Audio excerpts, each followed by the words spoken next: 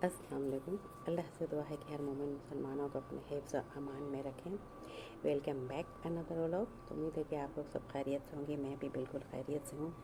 हमारे चैनल पर न्यू जितने आते हैं उनसे गुजारिश है कि वो हमारे वीडियो को लाइक करें, चैनल को सब्सक्राइब करें, शेयर करें, कमेंट करें और बेल आइकन बटन प्रेस करना ना भूलें, ताकि अगर ये करेंगे तो इसका फ़ायदा ये होगा कि हमारे वीडियो का जो नोटिफिकेशन आप तक मिलती रहेगी। तो इसलिए ये बेल आइकन बटन ज़रूर प्रेस किया करें। तो ठीक है, फिर मैं अपने मौजू पर आ जाती हूँ। ज़ुल्हिज्जा के पहले अशरे में रोज़ा का बयान। तो ये जो ज़ुल्हिज्जा का महीना जब आता है तो इसमें बहुत सारे लोगों का ये देखा गया है कि जो 10 दिन का रोज़ा होता है इसमें तो पूरा 10 दिन पूरा लोग रखते हैं। कितने हैं कि 3 रखते हैं, कितने लोग हैं कि 2 रखते हैं, कितने 1 रखते हैं। लेकिन इस महीने का रोज़ा का भी बहुत बड़ा फजीलत है। तो इसी सिलसिले में मैं आज अपना मौजू रखा है कि ज़ुल्हिज्जा के पहले अशरे में जो रोज़ा और उसकी फजीलत का बयान। तो ये ज़ुल्हिज्जा के इब्तदाई 10 दिन ऐसे हैं कि उनमें से मुनासिक हज की अदायगी का एहतमाम होता है। लेकिन अल्लाह ताला ने इस 10 दिनों को नेक अमाल के लिए सबसे ज़्यादा फजीलत वाला करार दिया है।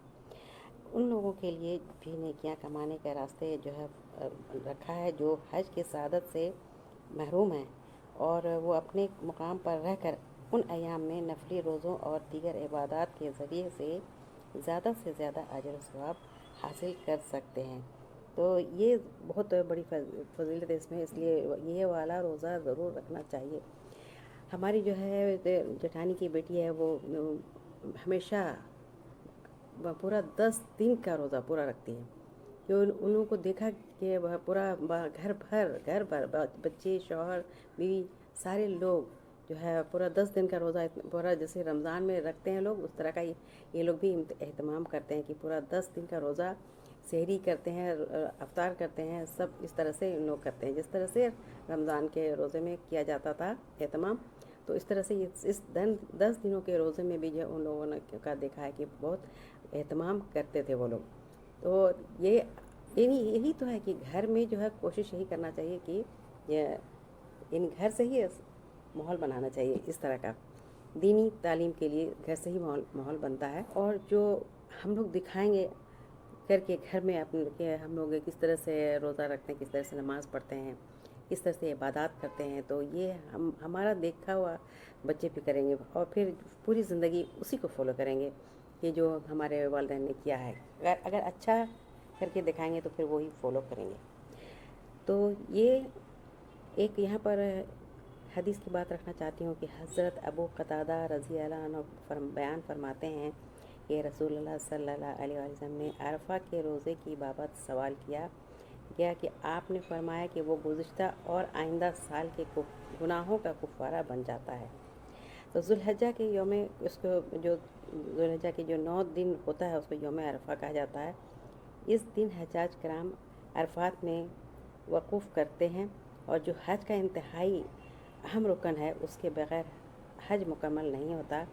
हज तो इस दिन अरफात में ज़िक्र और दुआ में मशगूल होते हैं और उस दिन उनकी यही सबसे अहम इबादत होती है, इसलिए कि उस दिन का रोज़ा उनके लिए मुस्तहब नहीं है।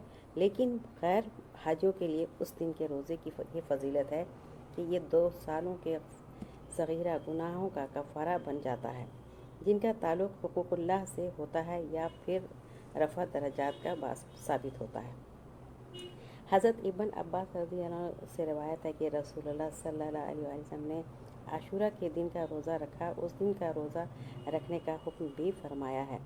और 9वां जो है जो 10 दिन जो 10 मुहर्रम को कहते हैं। आशूरा हदीस में ये है कि जब नबी करीम सल्लल्लाहु अलैहि वसल्लम आशूरा मक्के से हिजरत करके मदीना आए तो देखा कि यहूदी 10 मुहर्रम का रोज़ा रखते थे।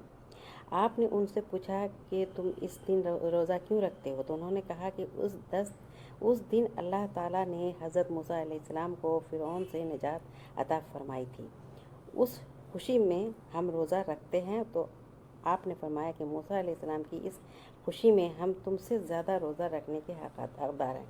तो चुनांचे आपने भी 10 मुहर्रम का रोज़ा रखा। फिर आपने फरमाया कि अगर میں آئندہ سال زندہ رہا تو اس کے ساتھ 9 محرم کا روزہ بھی رکھوں گا تاکہ یہودی کے مخالفت بھی ہو جائے گا۔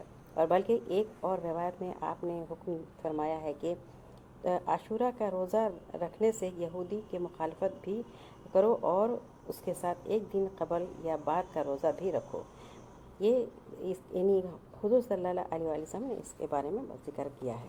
لیکن اب روزے رکھنے کے مسنون یہ ہو گئے ہیں کہ 9 یا 10 محرم یا 10 یا 11 محرم کا روزہ رکھتے ہیں لوگ۔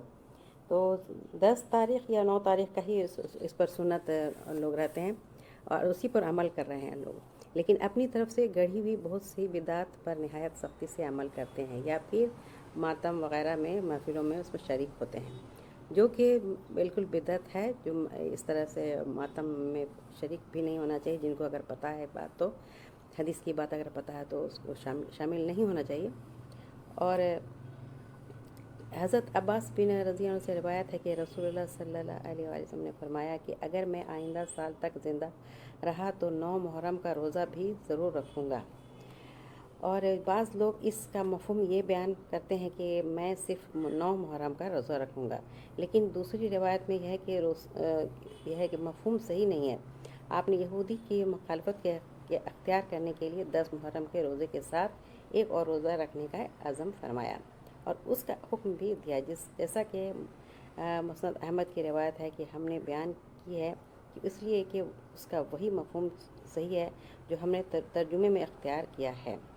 تو یہ تھی ہمارا آج کا موضوع، اور اگر آپ لوگوں کو ہمارے ویڈیو پسند آیا ہو تو لائک کریں، چینل کو سبسکرائب کریں اور آپ شیئر کمنٹ ضرور کریں اور ہمارے ساتھ بنے رہیں۔ میں آپ کے ساتھ بھی بنی رہوں گی انشاءاللہ۔ اور تو یہ تھا آج کا موضوع۔ آپ لوگ اپنا خیال رکھیں، ہنستے رہیں، مسکراتے رہیں۔ تو یہ دیکھیے یہ ہے سنڈے کا ولاگ ہے، تو جو کہ سنڈے کے دن جو ہم لوگ بریک فاسٹ میں یہ لیا تھا۔ یہ اکثر ہم لوگ سنڈے کے دن اسی طرح سے کچھ الگ سا ناشتہ بناتے ہیں، کیونکہ ایسے الگ الگ سا تھوڑا سا پسند آتا ہے۔ تو ٹھیک ہے، پھر چلیے، اللہ حافظ۔